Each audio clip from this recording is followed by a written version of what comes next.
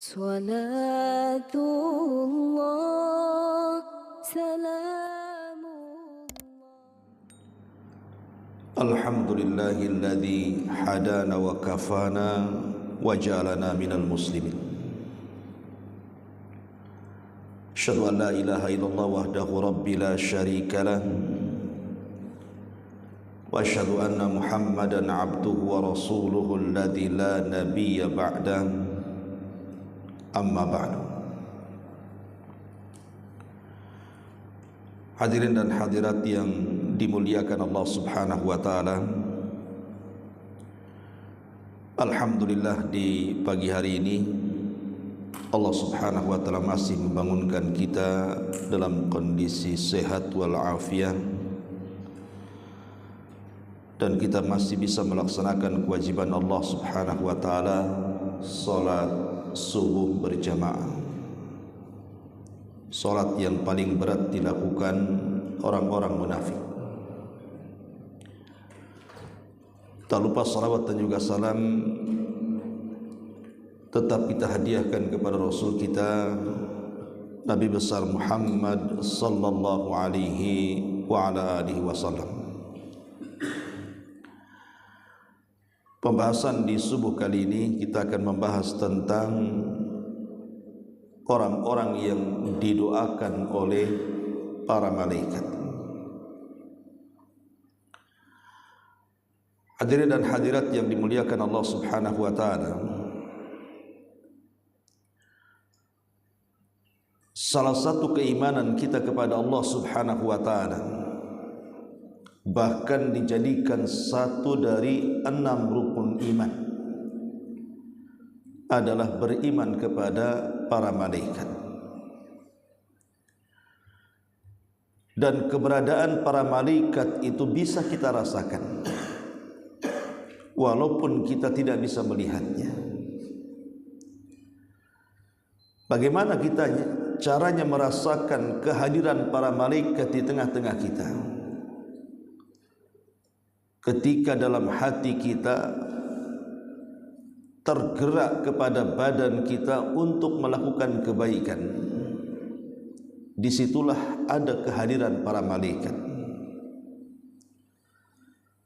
Jadi kalau seandainya seseorang itu tergerak untuk melakukan kebaikan, seperti pagi ini Anda digerakkan untuk sholat subuh di sini, maka keinginan bahkan langkah kaki ke tempat ini untuk melaksanakan subuh itu menunjukkan kehadiran para malaikat di tengah kita.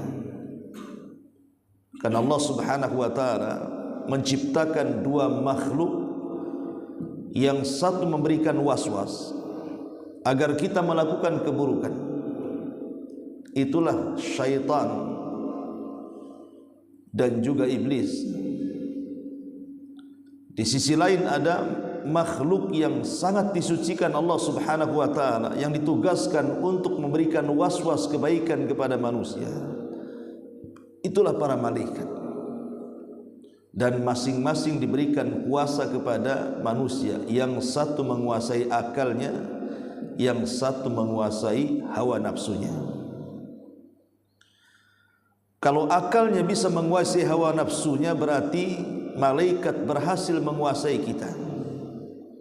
Tapi kalau hawa nafsu menguasai akalnya, maka syaitanlah yang berkuasa. Ma'asyiral muslimin yang dimuliakan Allah Subhanahu wa taala, tanpa memperpanjang mukaddimah, siapakah orang-orang yang mendapatkan doa para malaikat itu? Pertama, orang-orang yang saat tertidur dalam kondisi suci. Tidurnya seorang mukmin pasti berpahala, karena tidurnya seorang mukmin itu pasti sebelum dia tidur, dia akan melakukan hal-hal yang ketika saat tidur tidak sia-sia tidurnya. Disebutkan dalam sebuah hadis. Hadis ini dikeluarkan oleh Imam Ibnu Hibban radhiyallahu an dari sahabat Ibnu Umar radhiyallahu anhuma. Nabi SAW bersabda, "Man bata tahira, bata fi syi'arihi malakun, falam yastayqid illa qala al-malaku Allahumma ighfir li abdika fulan fa innahu bata tahira." Nabi mengatakan, barang siapa yang tidur dalam kondisi suci, artinya terbebas dari dua hadas, hadas kecil dan hadas besar. Jadi kalau ada seorang suami istri yang melakukan hubungan, kemudian dia segera mandi dan mengambil wudhu kemudian tidur, atau dia terbebas dari junub langsung wudhu kemudian tidur, maka Nabi SAW mengatakan, maka tidaklah dia terbangun kecuali para malaikat akan mendoakannya, "Ya Allah, ampuni si fulan, ya Allah rahmati si fulan, karena dia tidur dalam kondisi suci." Subhanallah. Bagaimana seseorang yang tertidur sepanjang tidurnya didoakan para malaikat. Dalam riwayat, setiap kita berbaring kemudian bergerak ke lambung kanan, maka malaikat sebelah kanan akan mendoakan, "Ya Allah, ampuni orang ini, ya Allah rahmati orang ini." Apabila dia bergerak ke lambung kiri, maka malaikat sebelah kiri juga sama mengatakan, "Ya Allah, ampuni orang ini, ya Allah rahmati orang ini," sampai dia terbangun. Subhanallah, ya. Bagaimana kemudian para malaikat diutus oleh Allah kepada kita hanya untuk mendoakan. Itu menunjukkan bahwa tidur seorang mukmin itu ibadah, dengan syarat sebelum tidur dia berwudu, atau yang punya junub dia segera mandi. Para ulama salaf mengatakan, kita tahu bahwa tidur itu akhuhul maut, tidur itu saudara kematian.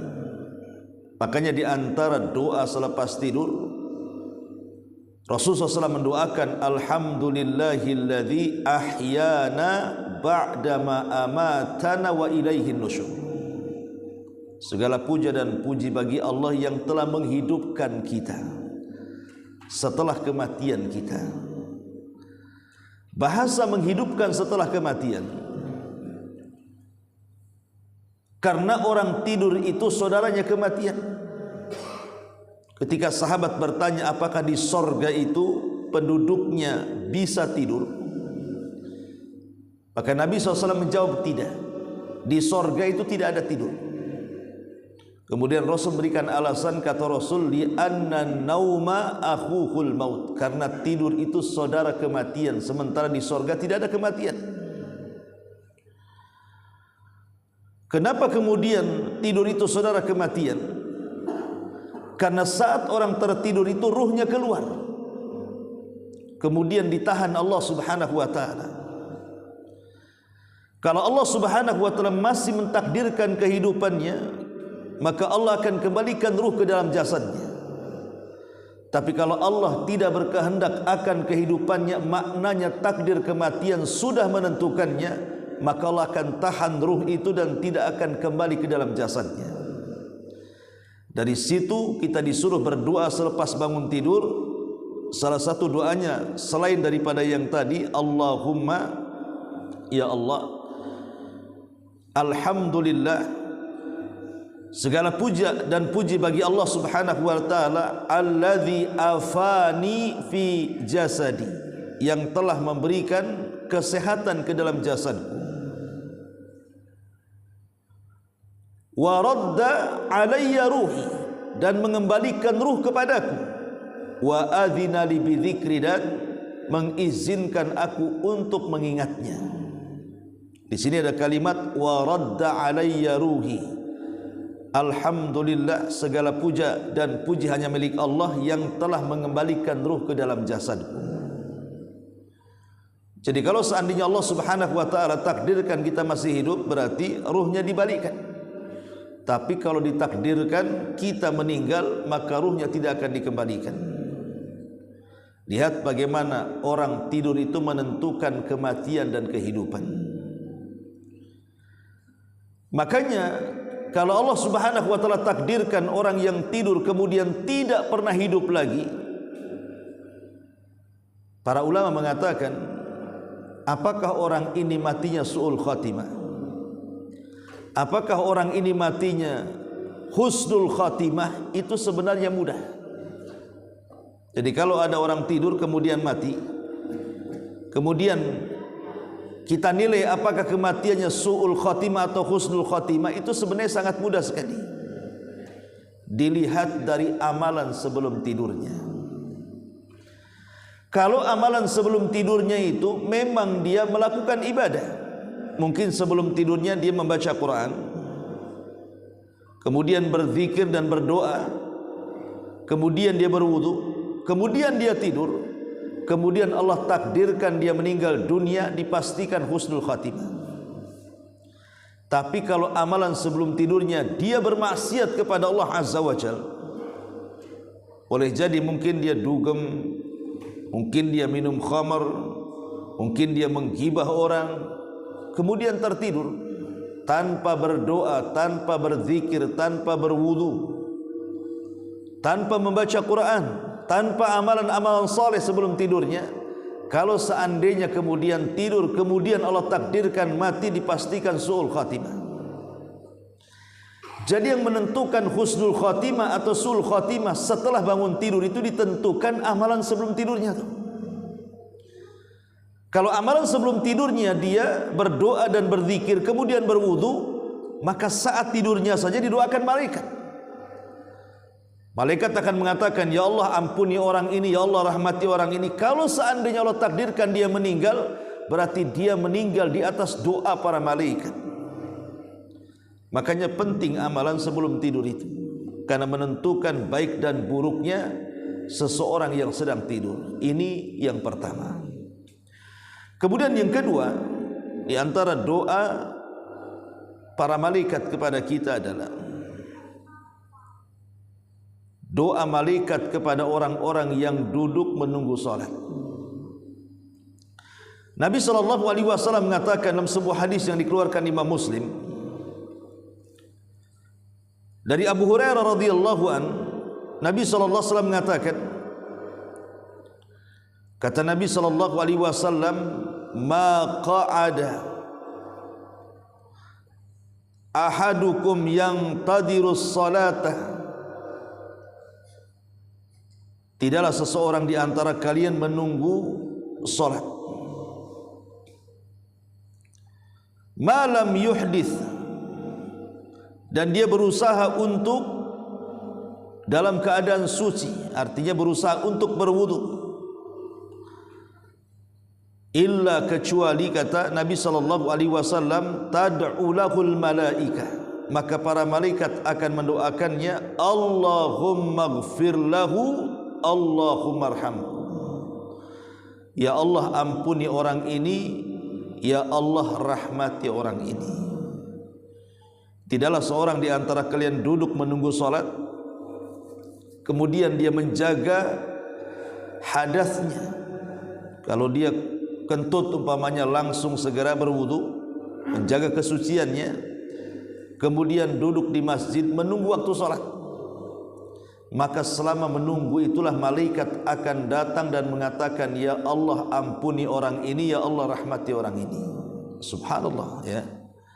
Seperti tadi umpamanya kan, kita datang subuh menunggu azan, atau dari azan menunggu qomat sampai tegaknya salat subuh, maka selama kita duduk menunggu salat itu, malaikat mendoakan kita.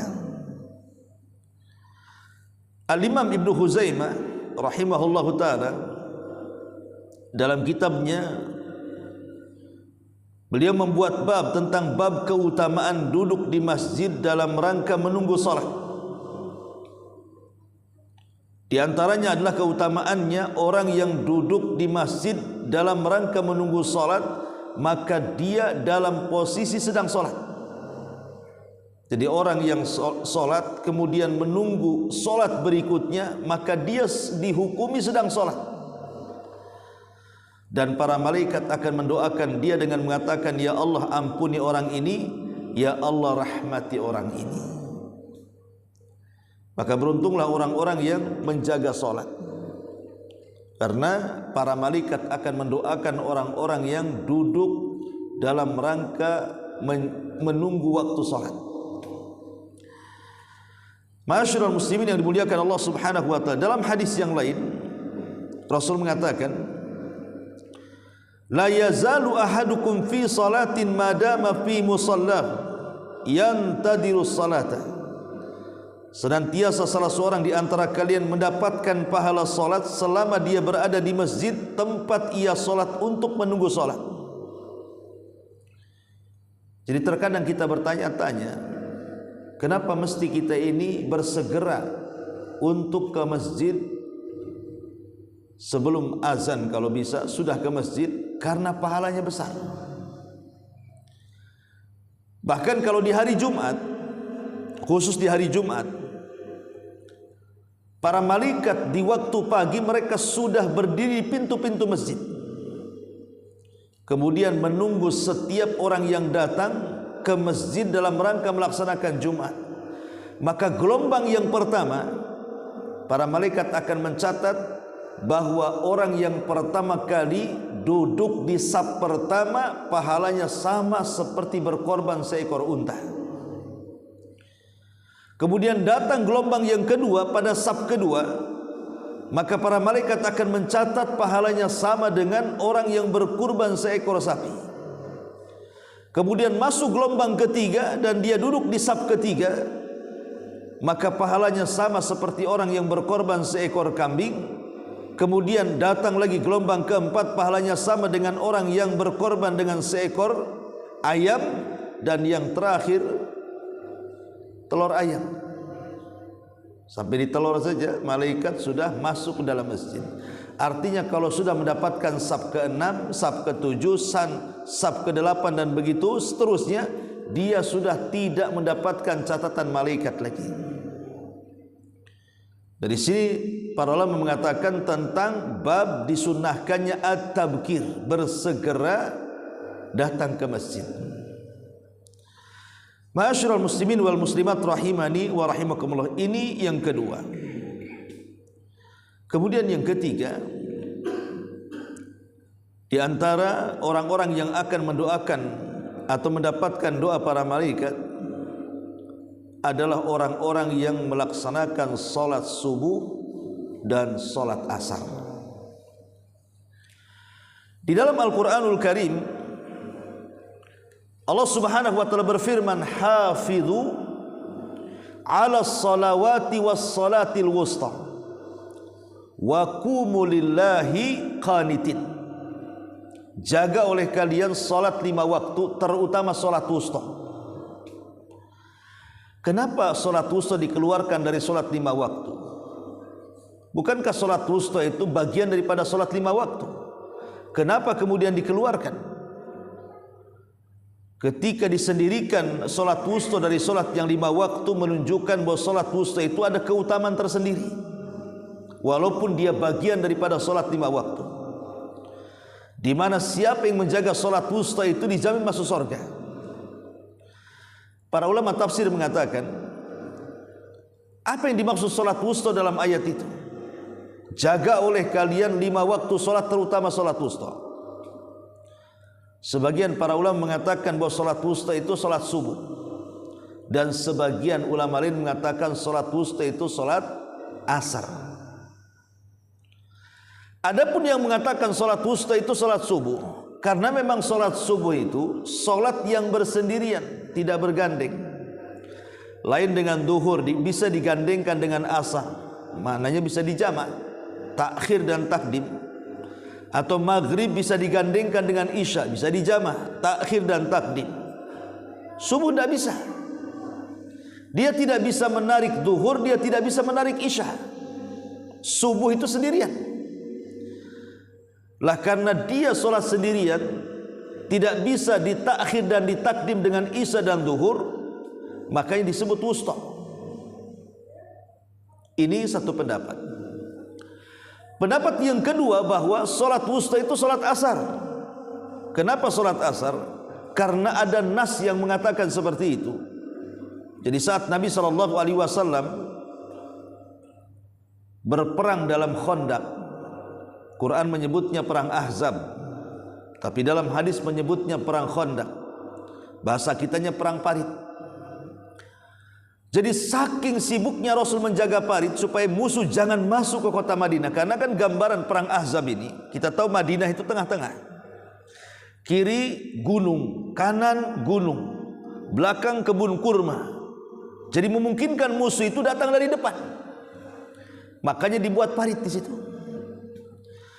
Maka Nabi SAW untuk menjaga parit itu dari serangan musuh, terutama musuh yang berkuda dan memanah.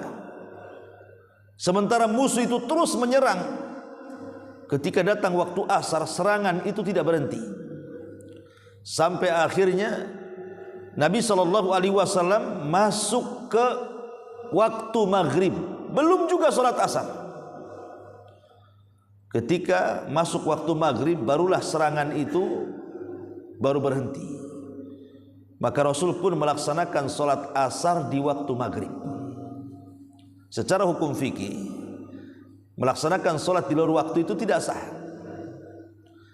Tetapi dalam kondisi darurat kan tentu berbeda hukumnya. Dibolehkan seseorang sholat itu di luar waktu dalam kondisi darurat, seperti dalam kondisi perang di sini. Karena Rasul pernah melaksanakan sholat asar di waktu maghrib. Saking marahnya Rasulullah SAW kepada orang-orang musyrik yang telah mengakhirkan solat asar di waktu maghrib, Rasul mendoakan mereka dengan doa keburukan. Kata Rasul, mala Allahu kuburahum wa buyutahumun nar. Semoga Allah penuhi rumah dan kuburan mereka dengan api, karena mereka telah mengakhirkan solat wusta. Kalimat karena mereka sudah mengakhirkan solat wusta, dari sini kata para ulama fikih mengatakan bahwa asar itu adalah solat wusta,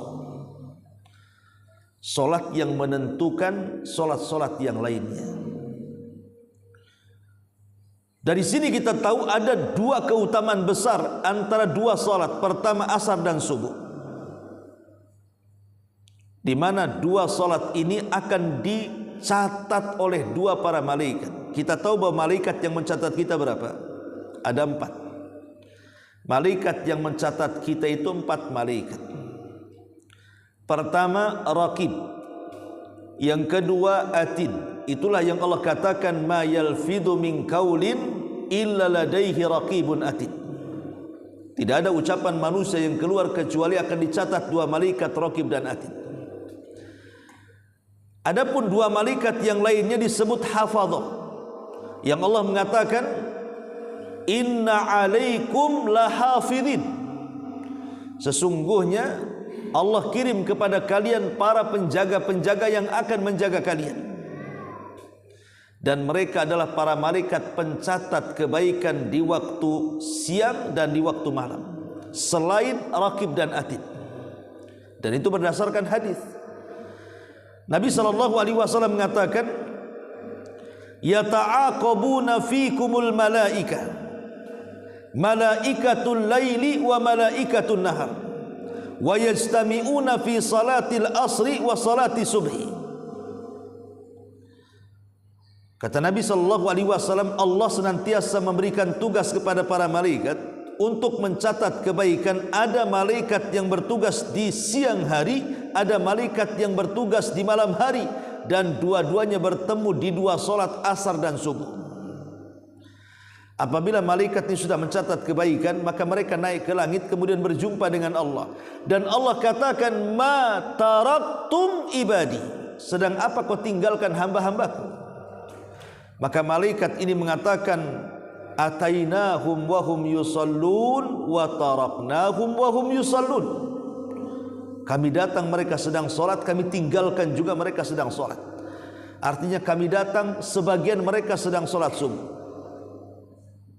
kami datang sebagian mereka sedang solat asar. Dari sini kata ulama mengatakan, solat yang dicatat 2 kebaikan itu adalah asar dan subuh. Kalau solat maghrib itu dicatat satu malaikat saja, malaikat malam. Isya juga sama, dicatat satu malaikat, malaikat malam saja. Tapi subuh dicatat dua malaikat, malaikat malam mencatat, malaikat siang mencatat, karena pertemuannya di sholat subuh. Zuhur dicatat satu malaikat saja, malaikat siang. Tapi asar dicatat dua malaikat, malaikat siang mencatat, malaikat malam mencatat, karena sholat asar pertemuan dua malaikat itu. Berarti pahala sholat itu semua ada 7, karena ada 2 sholat yang dicatat oleh 2 malaikat, subuh dan asar. Makanya kenapa ada seorang sahabat namanya Anas bin Malik, saat Umar bin Khattab radhiyallahu anhu hendak membebaskan Palestina, ada satu kota namanya Tustar. Kota Tustar ini masih bawahan Persia, masih ikut kepada Persia. Itu kota dikepung oleh para sahabat selama 1,5 tahun, tidak kunjung roboh bentengnya. Bayangkan kalau seseorang mengepung sebuah kota, sementara bekalnya habis karena kelamaan, bisa saja mengalami kekalahan perang, karena bekal itu perlu dalam peperangan. Sementara Tustar ini dikenal bentengnya, karena di zaman itu kan peralatan tidak seperti secanggih hari ini yang bisa mengirim rudal kan gitu. Zaman dulu pakai tombak, pakai panah, pakai pedang gitu ya. Untuk merobohkan sebuah benteng itu kesulitan, kecuali dengan pohon besar yang dipikul rame-rame begitu, kemudian dipukulkan ke gerbang, mungkinlah kan gitu. Tapi sahabat tidak bisa merobohkan benteng itu selama 1,5 tahun. Kuatnya kota Tustar itu. Tapi di satu hari Allah takdirkan kota Tustar itu memang harus runtuh ke tangan kaum muslimin. Tiba-tiba benteng Tustar itu roboh. Masalahnya robohnya benteng itu tepat ketika manusia, atau tepat ketika waktu menjelang subuh. Datang waktu fajar, roboh benteng itu. Maka para sahabat langsung tidak menyia-nyiakan kesempatan robohnya benteng itu, langsung menyerang Tustar. Subhanallah, benteng itu dikepung 1,5 tahun, tapi penaklukannya hanya 1 jam lebih saja, tidak sampai 2 jam, langsung Tustar itu roboh ke tangan kaum muslimin. Lah ketika dalam kondisi peperangan itu, para sahabat kan belum sholat subuh tuh, karena mereka sedang sibuk untuk mengambil kesempatan. Kalau mereka tidak cepat masuk, bisa saja benteng itu akan tertutup kembali. Tapi dengan sigap para sahabat masuk di waktu orang sedang sholat subuh, mereka perang. Akhirnya mereka pun terpaksa sholat subuh di luar waktunya, karena saat Tustar runtuh matahari sudah terbit. Ada seorang sahabat namanya Anas bin Malik radhiyallahu anhu. Itu ketika diingatkan soal Tustar, dia menangis. Anas bin Malik itu kalau diingatkan tentang perang Tustar, dia menangis. Kalau dikatakan kepada Anas, ya Anas, bukankah peperangan itu dimenangkan kaum muslimin? Harusnya kau bahagia. Maka Anas bin Malik radhiyallahu anhu mengatakan, betul, memang peperangan itu dimenangkan kaum muslimin. Tapi dalam perang itu kami harus melaksanakan subuh di luar waktu, dan itu tidak pernah kami lakukan sebelumnya. Lihat bagaimana para sahabat sedih dan menangis sepanjang hayatnya gara-gara sekali melaksanakan subuh di luar waktu, padahal secara hukum sah-sah saja, karena Rasul pun pernah melaksanakan asar di luar waktu. Tapi bagi para sahabat, solat itu sesuatu yang sangat istimewa. Betapa banyak kita meninggalkan solat subuh. Di antara kaum muslimin yang meninggalkan solat subuh seolah-olah tidak ada beban bagi mereka. Makanya lihat para sahabat, 1 kali saja mereka meninggalkan subuh, maksudnya tidak subuh berjamaah di masjid, mereka merasa sedihnya seumur hidup. Itulah Anas bin Malik radhiyallahu anhu. Ma'asyiral muslimin yang dimuliakan Allah Azza wa Jalla, maka orang yang menjaga 2 salat subuh dan asar akan mendapatkan doanya para malaikat. Kemudian orang-orang yang didoakan atau mendapatkan doa para malaikat juga orang-orang yang senantiasa bersolawat kepada Nabi sallallahu alaihi wasallam. Pertanyaannya, apa sih makna solawat itu? Kita sering bersolat Allahumma salli ala Muhammad, Allahumma salli ala Sayyidina Muhammad. Apa sih makna solawat itu? Solawat itu artinya doa. Jadi ketika kita mengatakan Allahumma salli ala Muhammad, kita berdoa kepada Allah subhanahu wa ta'ala agar Allah memuji Nabi kita di hadapan para malaikat yang ada di langit sana. Jadi kita meminta, ya Allah, pujilah Nabi kami di hadapan para malaikat-malaikatmu. Jadi ketika kita mengatakan Allahumma salli ala Muhammad, maka seolah-olah kita katakan, ya Allah, pujilah nabiku Muhammad sallallahu alaihi wasallam di hadapan Jibril, di hadapan Mikail, di hadapan Israfil, di hadapan Malakul Maut, dan di hadapan seluruh malaikat yang kau ciptakan. Dan kalau kita bersolawat satu kali saja, maka Allah subhanahu wa ta'ala akan mengganjar kita dengan memuji-muji kita di hadapan para malaikat 10 kali lipat dengan salawat satu kali yang kita panjatkan kepada Rasul. Subhanallah, saya bayangkan. Kita ngomong Allahumma salli ala Muhammad, tiba-tiba Allah kumpulkan para malaikat menyebut-nyebut nama kita, memuji-muji kita 10 kali lipat dari salawat yang kita baca. Apa tidak untung tuh? Kita menjadi selebritis langit loh ya. Dikenal nama kita di langit karena Allah memuji nama kita di hadapan para malaikat. Jangankan lagi Allah memuji kita di hadapan para malaikat, kalau seandainya Presiden Indonesia saja memuji kita di halayak orang ramai sampai viral, kita dah bangga tuh. Pak Prabowo memuji saya nih. Nih videonya nih, mungkin di-share ke sana kemari kan gitu. Itu baru pemimpin negara memuji kita di hadapan satu rakyat Indonesia. Bangga tidak? Banggalah kan begitu. Itu baru makhluk. Bagaimana yang memuji kita Allah di hadapan para malaikat? Luar biasa. Maka Nabi SAW mengatakan, man shalla alayya salatan sallallahu alaiha biha ashra. Siapa yang mengucapkan salawat satu kali kepadaku, maka Allah akan bersalawat 10 kali kepadanya. Artinya siapa yang mendoakan, ya Allah, pujilah nabiku di hadapan makhlukmu yang di atas sana, maka Allah akan memuji kita di hadapan makhluknya yang di atas sana 10 kali lipat dari salawat kita kepada Nabi SAW satu kali. Dalam hadis Rasul mengatakan,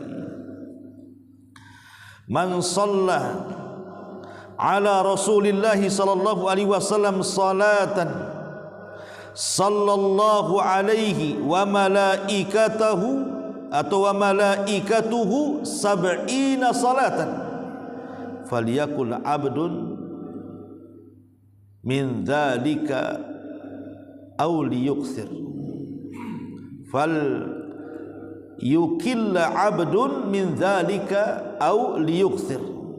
Barang siapa yang bersalawat kepada Rasulullah sallallahu alaihi wasallam sekali saja, maka Allah dan para malaikatnya akan bersalawat kepadanya sebanyak 70 salawat. Ini riwayat yang lain. Allahu Akbar. Lihat bagaimana orang yang salawat satu kali kepada Rasul, Allah dan para malaikatnya akan bersalawat kepada kita 70 kali salawat. Artinya 70 kali pujian-pujian kebaikan kepada kita. Apa sih susahnya bersalawat? Tinggal Allahumma salli ala Muhammad, Allahumma salli ala Muhammad, sallu alaihi. Cuma bersalawat saja. Tapi kita akan dikenang di langit sana, di mana para malaikat akan mengenal nama kita karena Allah sudah memuji-muji kita di hadapan para malaikat. Bayangkan nama kita dipuji di hadapan Jibril, dipuji di hadapan Mikail, dipuji di hadapan Israfil, dipuji di hadapan para malaikat pemikul arasy.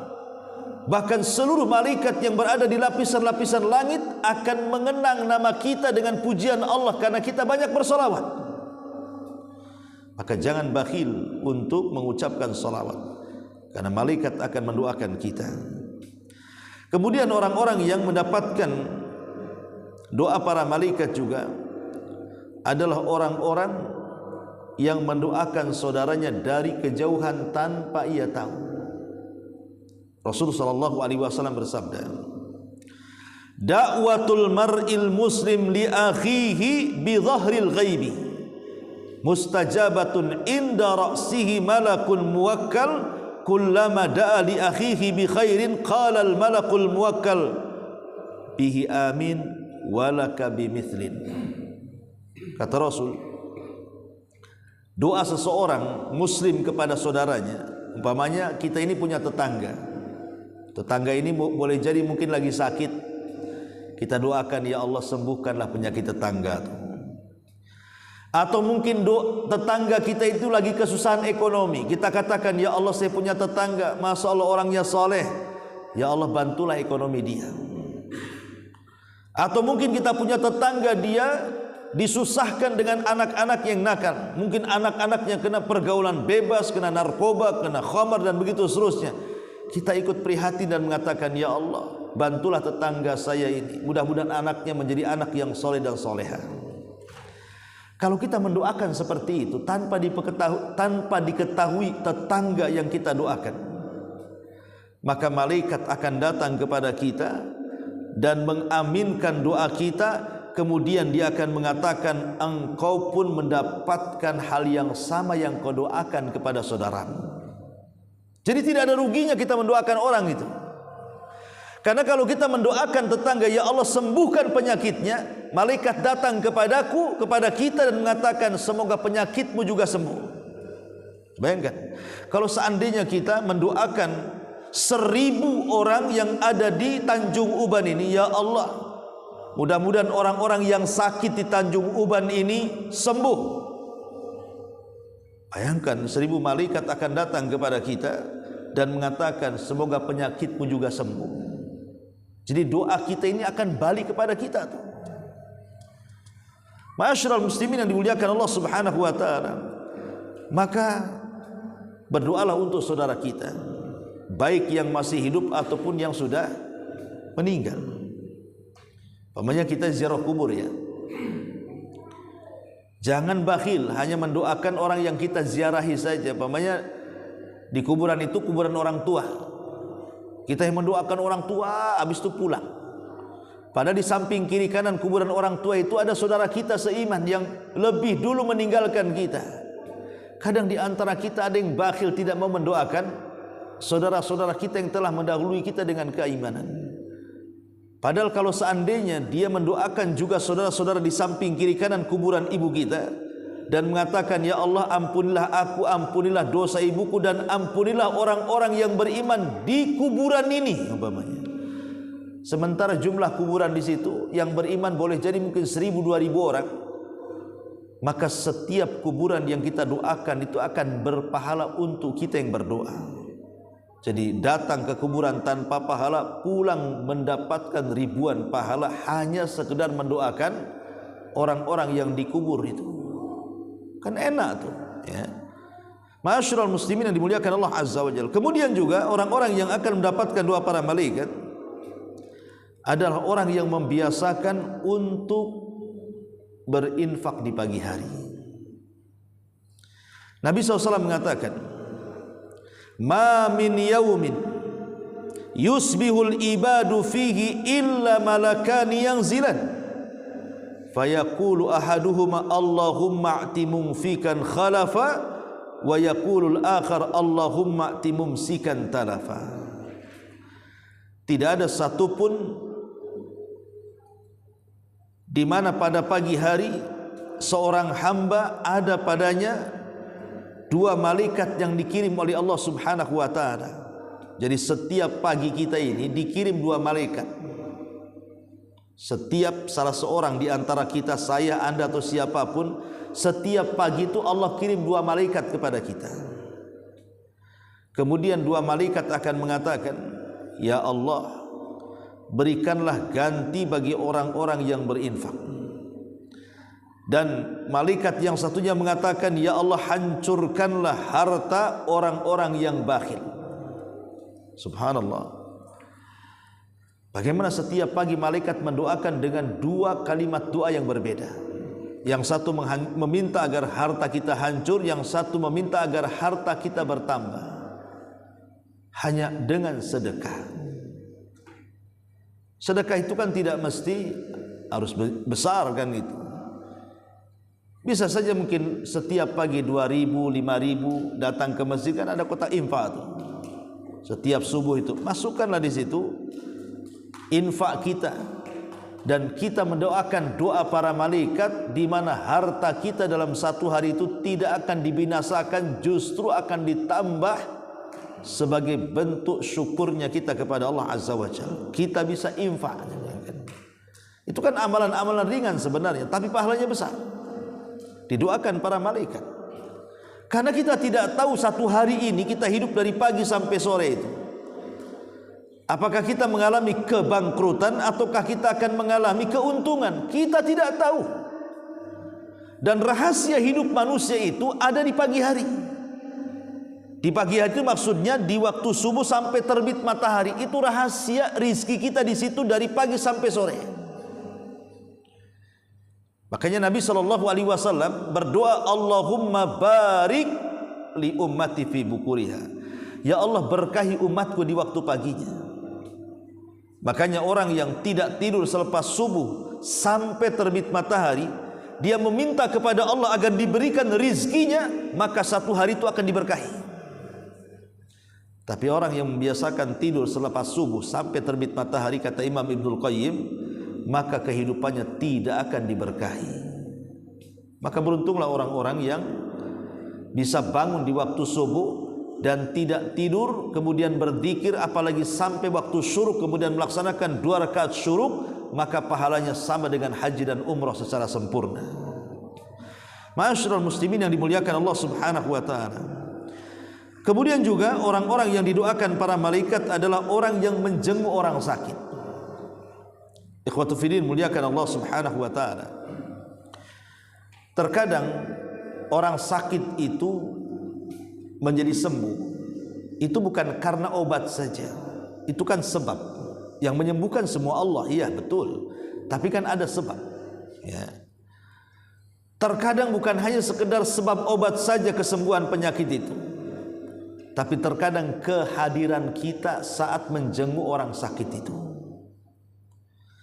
Karena banyak orang yang sakit itu sakitnya tidak seberapa, tapi ada yang lebih sakit lagi daripada sakitnya ketika teman-temannya hanya ingat dia di waktu sehat, tapi tidak ingat di waktu dia sakit. Makanya kalau seandainya kita punya perkumpulan yang biasa kita kumpul ke sana kemari, tiba-tiba ada saudara kita sakit, kemudian kita biarkan tidak dijenguk, apa perasaannya coba? Perasaannya sakit. Boleh jadi ketidakhadiran kita untuk menjenguknya itu lebih sakit dibandingkan sakitnya. Makanya orang sakit itu perlu dorongan supaya jangan putus asa. Betapa banyak orang-orang yang sakit itu putus asa karena merasa ditinggalkan kawan-kawannya. Ujung-ujungnya hanya yang menemani dia orang-orang yang dicintainya saja. Mungkin istrinya yang punya istri, mungkin orang tuanya yang belum punya istri.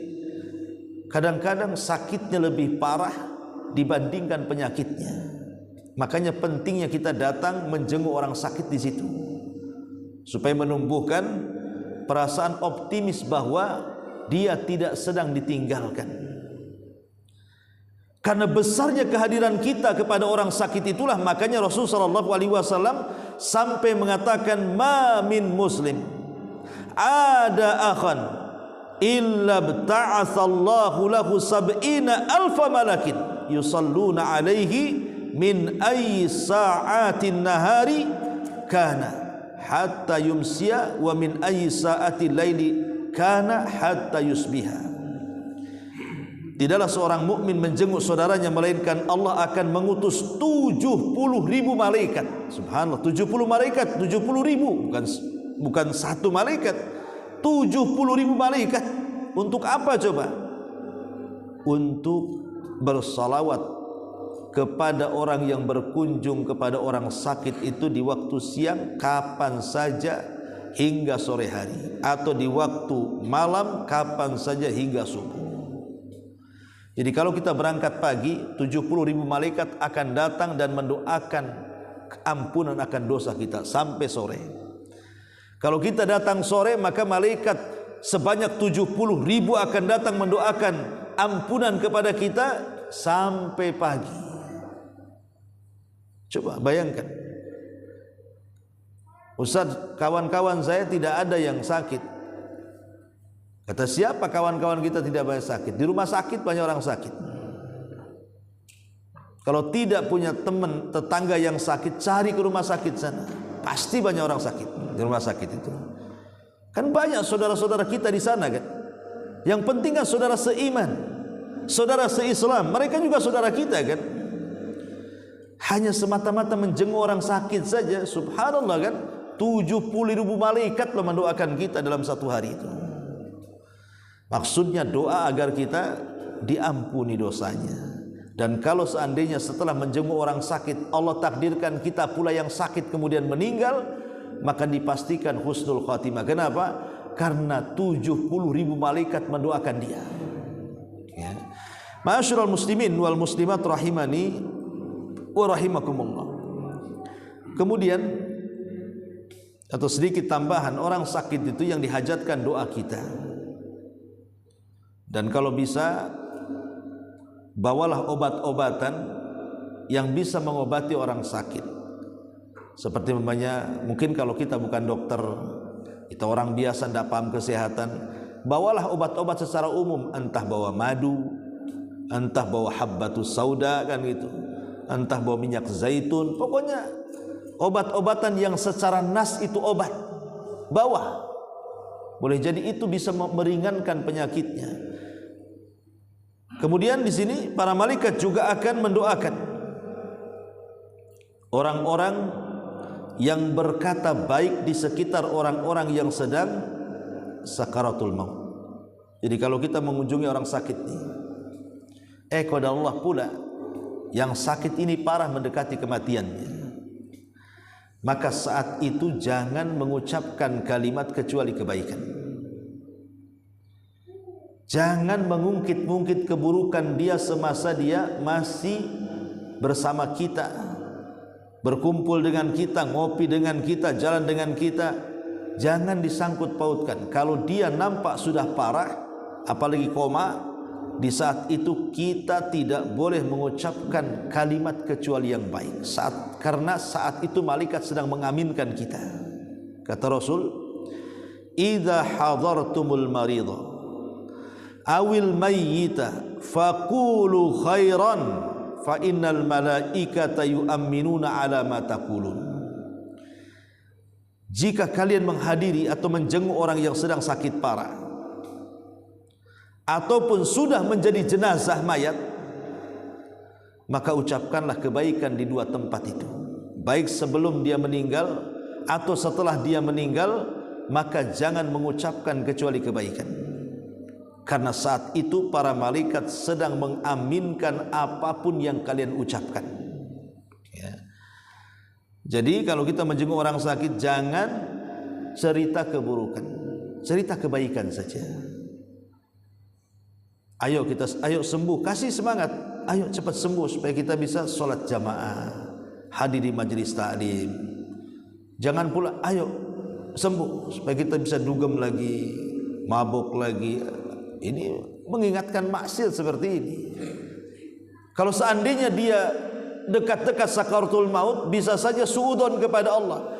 Padahal amalan yang terakhir yang memungkinkan orang sedang sakaratul maut itu mendapatkan pahala adalah husnudzon billah, berbaik sangka dengan Allah. Bagaimana caranya orang ini berbaik sangka dengan Allah? Jangan ceritakan keburukan, ceritakan kebaikan. Walaupun sebenarnya dia orang jahat, tidak apa-apa, tapi jangan kita menceritakan kejahatannya. Pamannya orang ini koma, tapi telinganya masih mendengar kita. Bilang saja, sebenarnya dia itu orang baik. Saya tahu kok dia orang baik kok. Dia kan dengar walaupun dia sedang koma tuh. Kalau seandainya kalimat itu masuk ke telinganya, boleh jadi ada harapan, oh saya ini masih dianggap baik sama orang, masih ada kesempatan lah saya masuk surga, walaupun kebaikan tidak seberapa. Tapi kalau yang diingatkan itu maksiatnya, perbuatan zinahnya, perbuatan mencurinya dan begitu seterusnya, boleh jadi di akalnya yang dipikirkan dosa, ujung-ujungnya wah pasti masuk neraka pasti masuk neraka. Bisa suudzon kepada Allah jadinya. Maka kalau mengunjungi orang sakit itu jangan menceritakan kecuali kebaikan, supaya kalau seandainya Allah takdirkan dia mati dalam kondisi berbaik sangka dengan Allah Subhanahu wa ta'ala. Boleh jadi baik sangka itulah amalan terakhir yang akan dibawa dia menghadap Allah, ya. Ma'asyiral muslimin yang dimuliakan Allah Subhanahu wa ta'ala. Kemudian berikutnya orang-orang yang akan mendapatkan doa para malaikat adalah orang-orang yang menyebarkan kebaikan, berdakwah dengan pengetahuan sesuai dengan pengetahuannya. Karena Rasul mengatakan fadlul alim 'alal abid ka fadli 'ala adnakum. Keutamaan orang alim dibandingkan ahli ibadah itu sama dengan keutamaan aku dibandingkan orang yang di bawahku.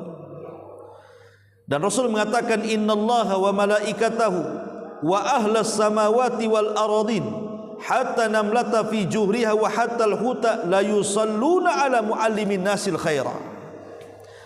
Sungguh Allah dan para malaikatnya, penghuni langit dan bumi, bahkan semut yang berada di lubangnya dan ikan yang di dasar lautannya, semuanya bersalawat kepada orang-orang yang mengajarkan kebaikan. Ajarkan kebaikan walaupun sedikit. Ajak anak-anak kita untuk latihan ke masjid, istri kita untuk sholat, keluarga kita untuk taat. Pokoknya ajaklah kebaikan manusia itu. Tentu dengan ilmu, sesuai dengan kadar ilmu yang kita punya. Karena Rasul yang mengatakan kan balighu anni walau ayat, sampaikan dariku walaupun satu ayat. Artinya walaupun satu ayat mengajak manusia itu sudah cukup. Malaikat akan mendoakan kita. Dan ingat, perlunya kita ini hadir di majelis ilmu. Jadi kalau seandainya kita dapat ilmu dari sini atau dari majelis manapun, langsung kita sampaikan kepada orang lain, maka Allah dan para malaikat, seluruh penduduk langit dan bumi, sampai kepada semut dan ikan-ikan, semuanya akan mendoakan kita dengan ampunan. Subhanallah, ya. Hanya mengajak manusia kepada kebaikan. Karena waktu juga sedikit tambahan. Kenapa ilmu itu penting?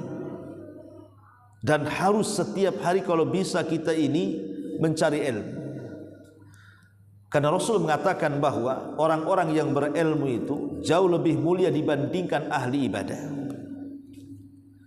Ahli ibadah itu walaupun dia rajin sholat, rajin zikir, rajin sedekah, rajin melaksanakan ketaatan, itu manfaatnya untuk diri sendiri saja. Orang sholat kan manfaatnya untuk kita saja. Saya puasa ya untuk saya, orang lain tidak dapat manfaat. Saya baca Quran untuk saya, orang lain tidak dapat manfaat. Tapi kalau belajar sehingga kita dapat ilmu dan mendakwahkan ilmu itu, manfaatnya untuk diri sendiri dan orang lain. Makanya Imam Ahmad ibn Hanbal adalah orang yang paling menghargai gurunya Imam Syafi'i. Selama 40 tahun Imam Ahmad mendoakan kebaikan dalam solatnya akan Imam Syafi'i. 40 tahun mendoakan gurunya dalam sujud.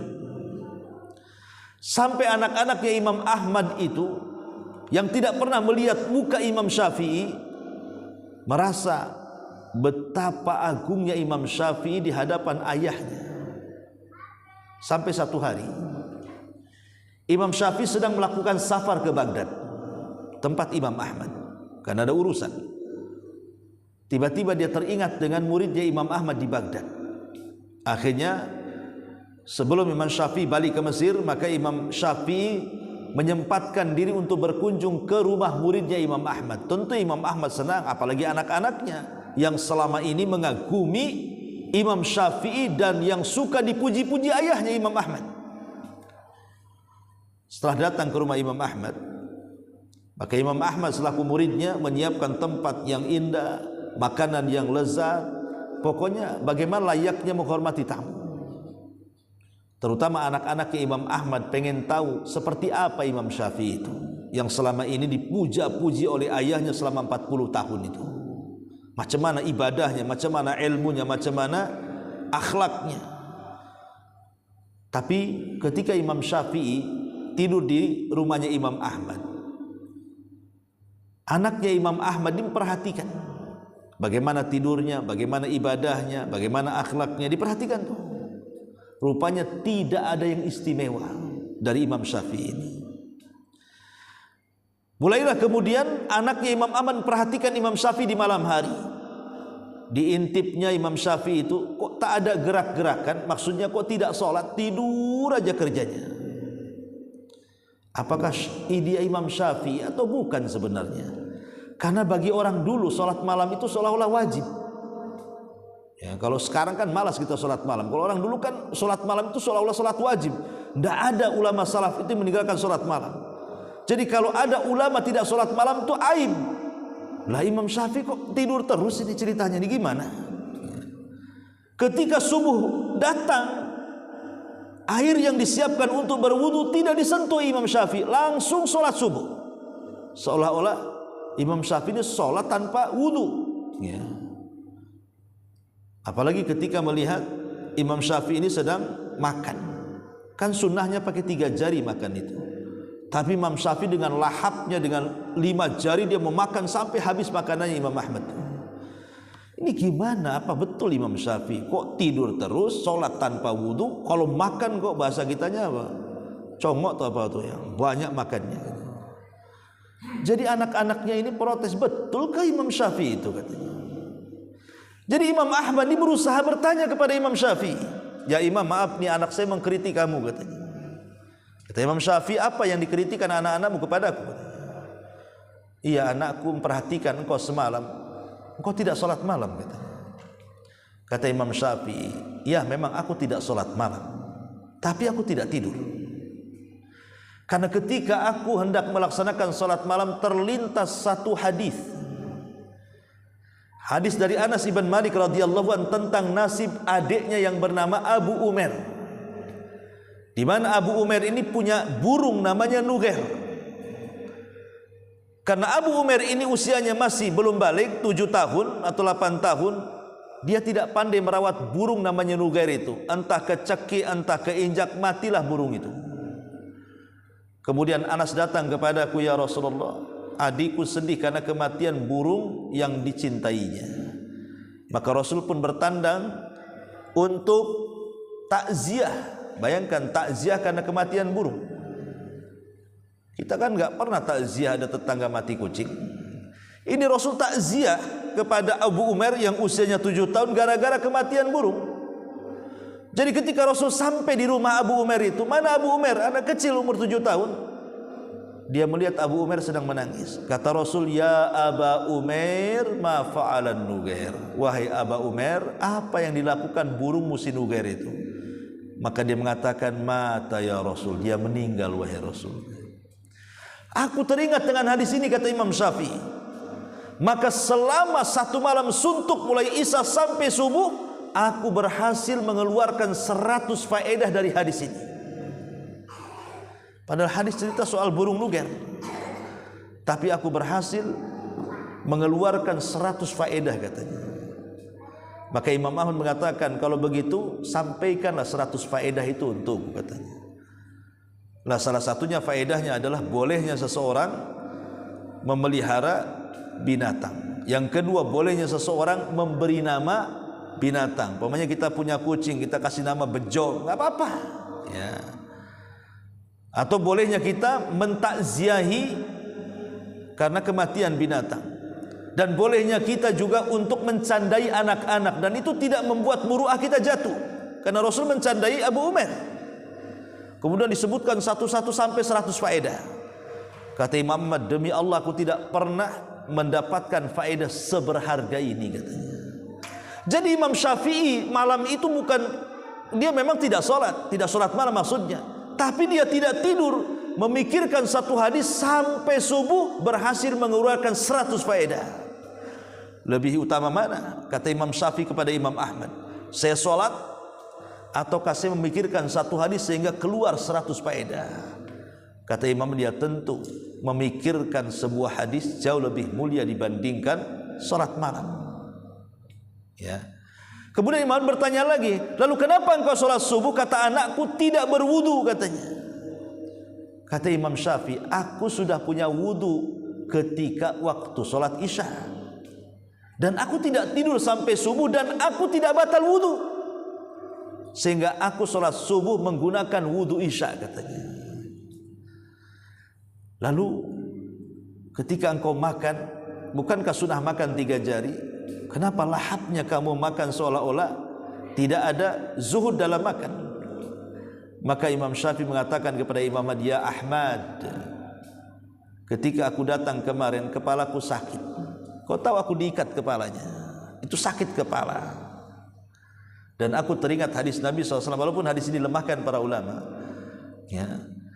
Kata Nabi SAW mengatakan, ta'amu al-abriyah dawaun wa ta'amul bukhala daun.